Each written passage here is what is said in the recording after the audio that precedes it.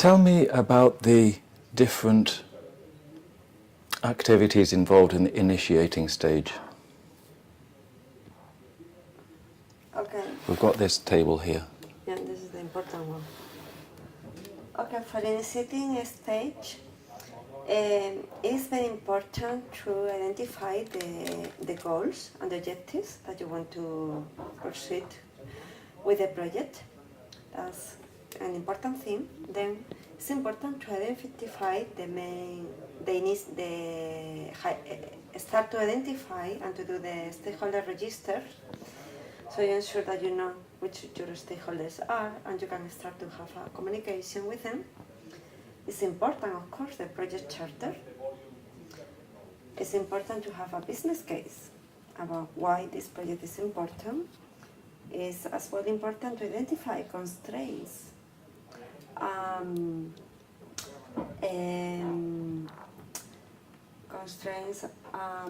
assumptions. Also to learn from other projects, historical projects, what has happened in the past, because there are maybe things that you can use today for the current project. And to start to identify the requirements from the stakeholders and customers. You also have selecting the project manager, yeah, determining company culture and existing systems. You talked about existing systems, but sort of company culture. Mm-hmm. Yes. Dividing large projects into phases. Mm-hmm. Yes. Risks, constraints, existing agreements. Mm-hmm. Feasibility, measurable objectives. Yeah, you talked more or less about the main things. Okay, so tell me about the next stage after initiating. After initiating, we have the planning phase or phases, where this is the most important, and you have to learn everything in the same sequence, because you have to do it exactly like that. And what is involved in the planning stage? Absolutely, the planning of everything. The whole project depends how well you plan. So the first thing is to, from all the different processes that are related to the project, to ensure that you have planned all those processes. Then you have to identify the final requirements. You have to identify all the stakeholders. You have to identify, once that you have the requirements, of course, then you go to the scope and define the scope. That's it. Then once that you have the scope, you define the time that you need to do this scope. 2 R's. 2 R's. So stop, pause, think, speak. Mm-hmm. Okay, you're going through more or less in order. This is quite good. We're on page 122, by the way, so when you listen back to this. Yeah. Carry on. Then we have as well, once that we have the scope, we have to identify the WBS. WBS. Yes. WBS. WBS. WBS. WBS. WBS. WBS. Okay. The WBS, including the WBS dictionary. Dictionary. Dictionary. Dictionary. Dictionary. Dictionary. Dictionary. Dictionary. Dictionary.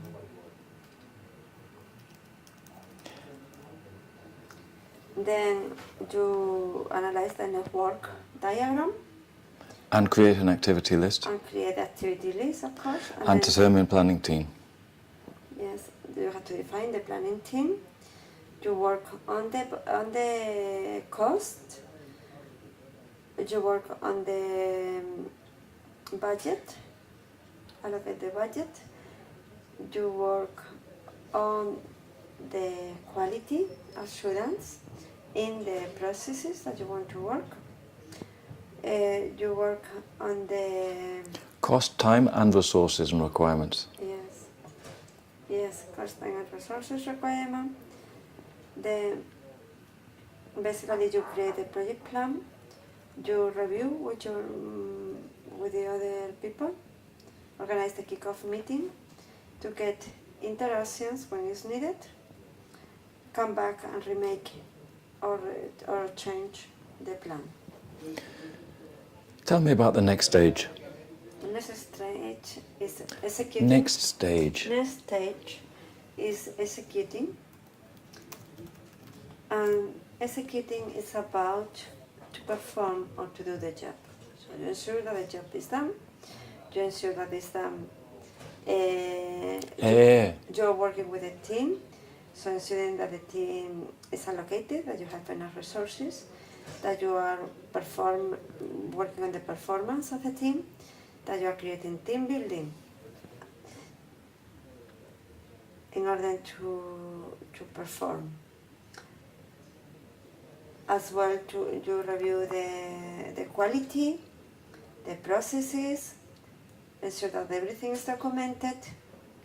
You work on the risk and mitigate the risk as well.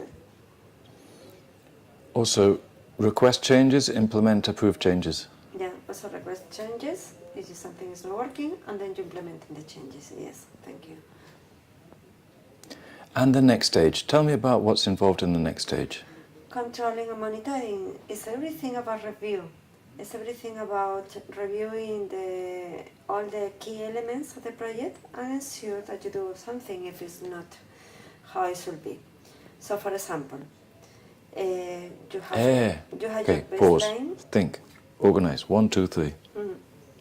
You have baselines from the different, in the planning phases, we define baselines for all the main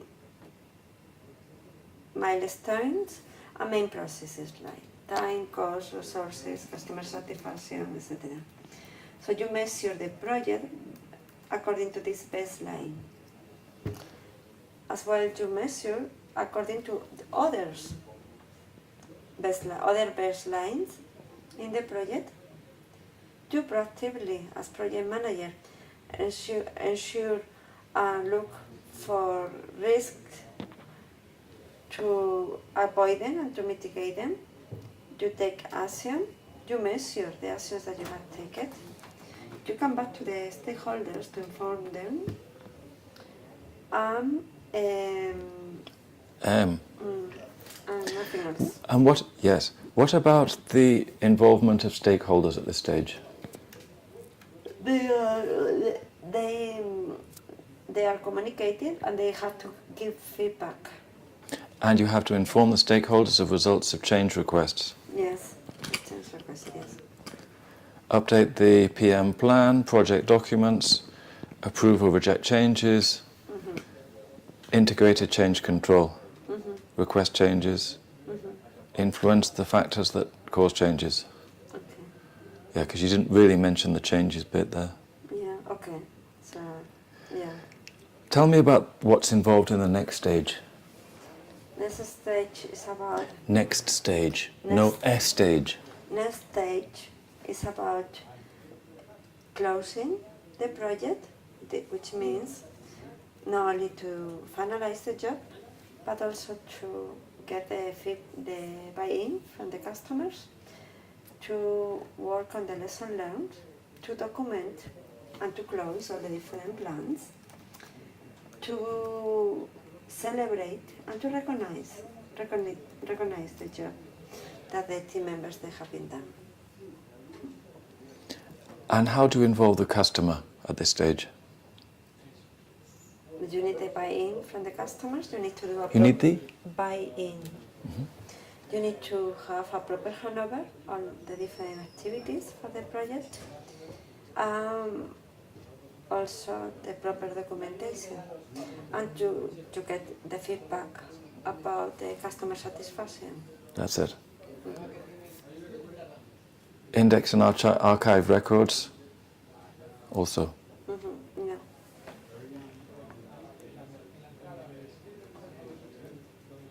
Pause.